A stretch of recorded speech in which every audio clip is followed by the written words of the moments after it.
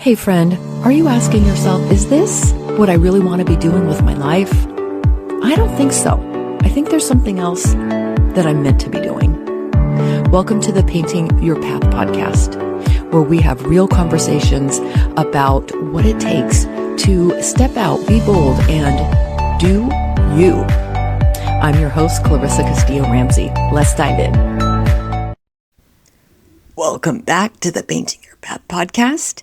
If you're tuning in for the first time, welcome. I'm so thrilled you're here. I'm your host, Castillo-Ramsey, and this is season 5 of this podcast, and it's dedicated to Eaton and Palisades fire survivors, people who have lived through that insane event and are learning to live, create, and speak again from the other side. And organizations and groups who've supported our communities. And for today, it's just me going solo. So let's dive in. If you're listening in real time, today is World Voice Day. A day that I never really knew about or celebrated. But today I have a lot to say, and I want to talk about what it means to get your voice back, literally and creatively. And let's start off with some really great news. I got accepted into a 6-month program specifically designed to help people like me with spasmodic dysphonia get our voices back. And more on that a little later. So in this episode, I want to share a little bit more about my dysphonia journey and this new program I've been accepted into and how it mirrors the journey inside of my Art of Becoming group program. I'd love to share some words from one of my clients who just went through the program and how all of this connects to being a fire survivor and using the voice you have right now. In honor of World Voice Day, I actually wrote 3 haikus, which I'm internally cringing, but I'm about to share anyway.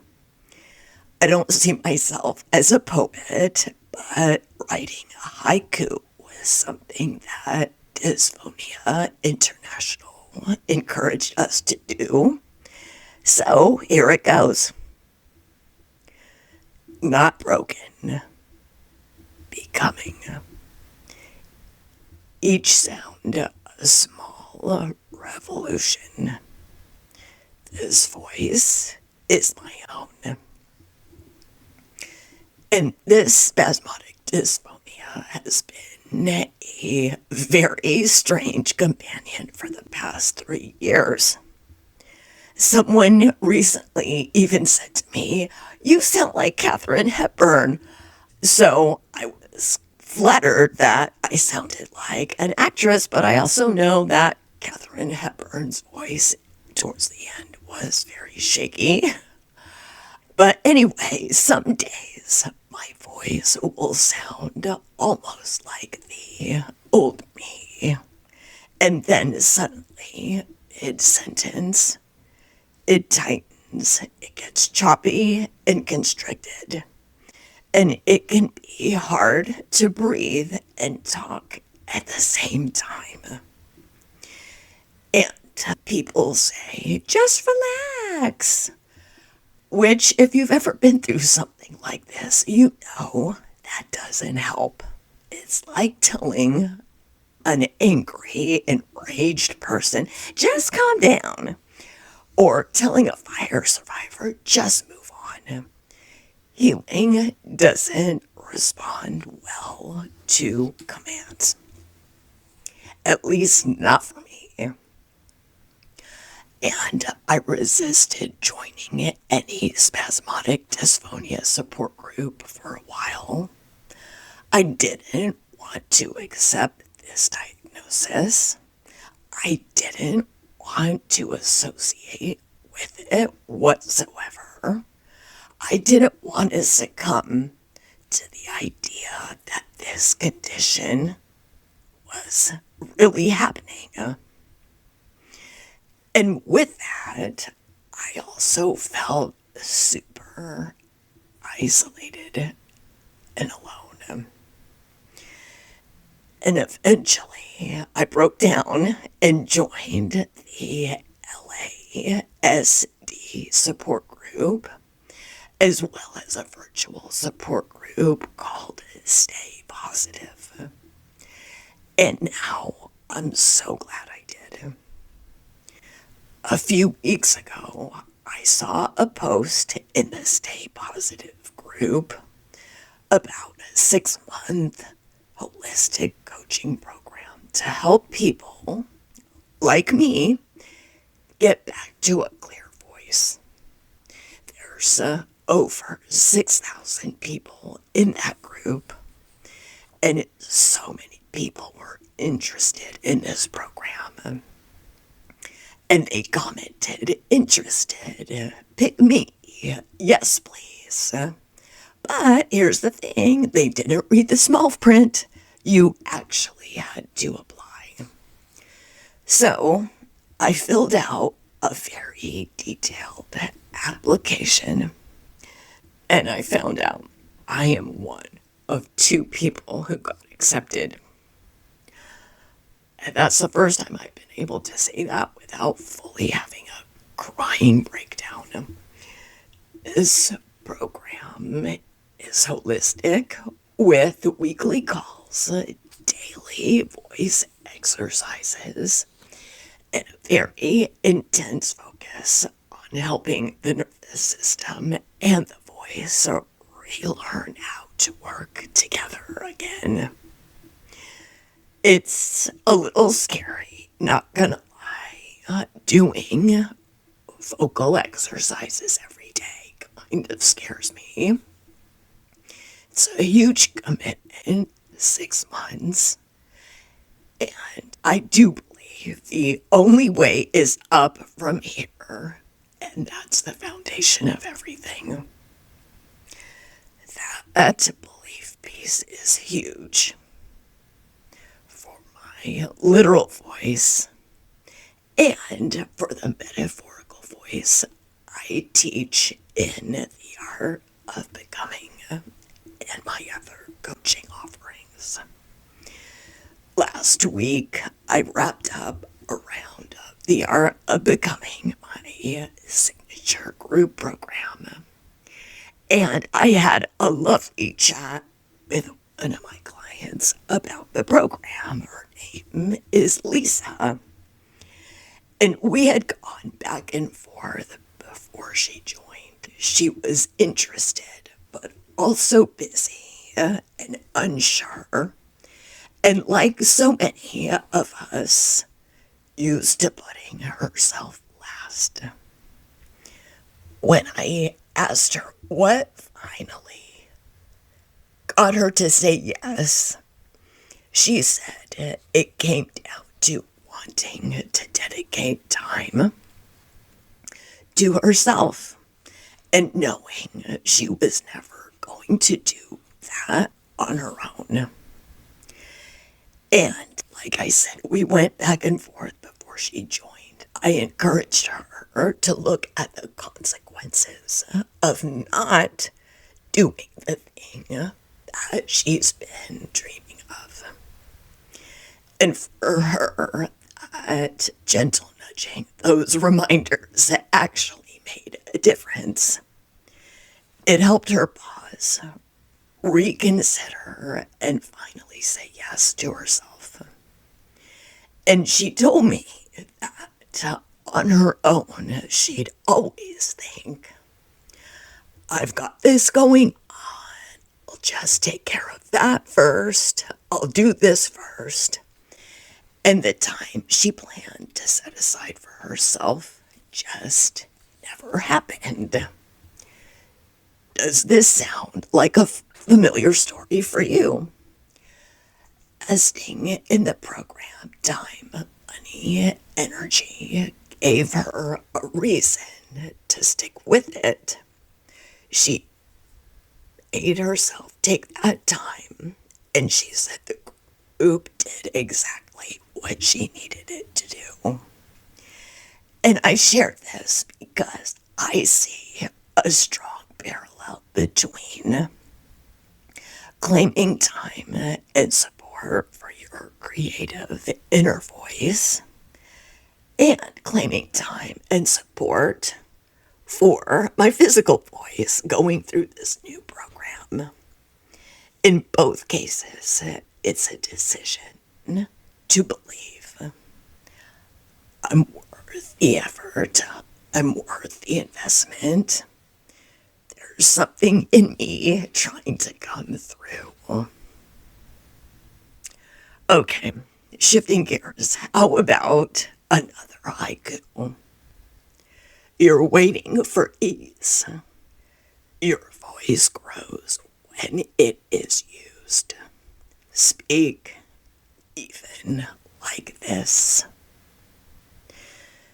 So this message is for anyone who's waiting to feel ready.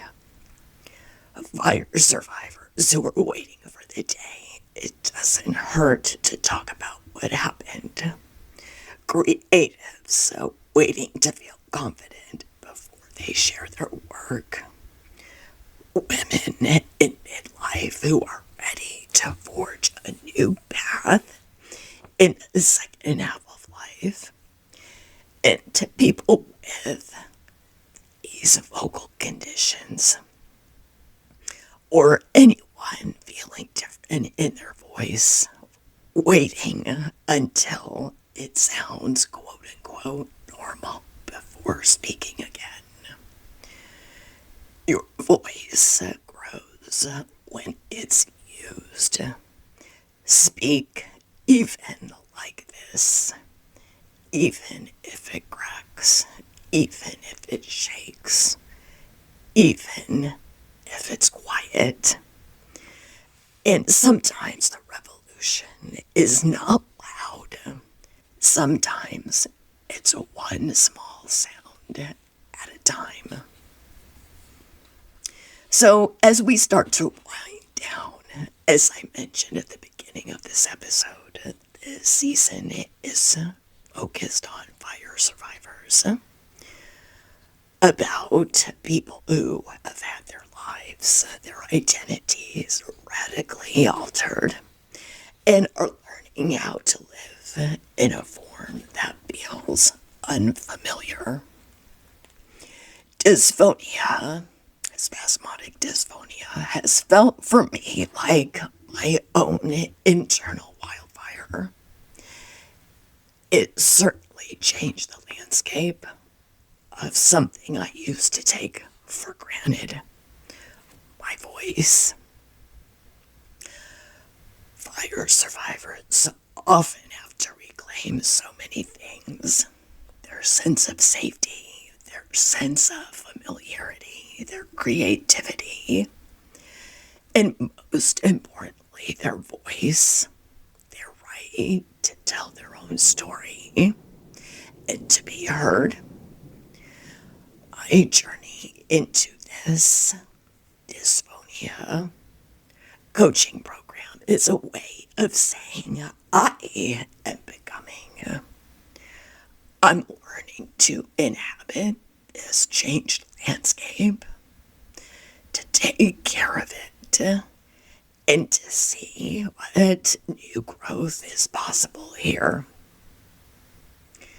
And the same is true in the art of becoming. The work isn't about becoming someone else. It's about becoming more yourself.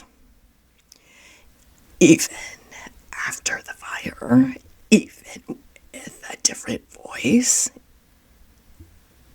even with scars visible or invisible, So I'll leave you with this last haiku. Paint, breathe, trembling sound. Expression finds many forms. My voice leads them all. Even when my voice is choppy, my expression can move through paint, breath, movement, journaling, and community. And my voice leads them all. Not just the one that comes out of my throat, but the deeper voice that keeps insisting I am still here. So, as we honor World Voice Day, and as we continue this season for fire survivors, I invite you to answer these questions. What part of your voice, literal or metaphorical, are you ready to reclaim? What or where are you waiting for it to be easy before you use it? And what might happen if you choose to speak, create, or show up, even like this? Thank you for being here, for listening to my journey, and for walking your own becoming. If Lisa's story resonated with you, or if you're curious about exploring your own creative and inner voice through the art of becoming, stay tuned. I'll share more details soon. The next round for that program starts at the end of May. And until next time, keep painting your path. Thank you so much for staying till the very end. If you found this episode helpful, please share it with a friend. If you haven't had a chance yet, please write a review and rate the show. I would love to hear your feedback. And I also have a free resource guide for anybody who is asking themselves, am I on the right path for myself now? Or is there something else that I really want to do? Maybe you're in that quandary. Maybe you're wondering what's next. So head over to the show notes and you'll see my Painting Your Path framework guide. Download it and have some fun. Just start exploring. And thank you again for tuning in, and I will see you next week.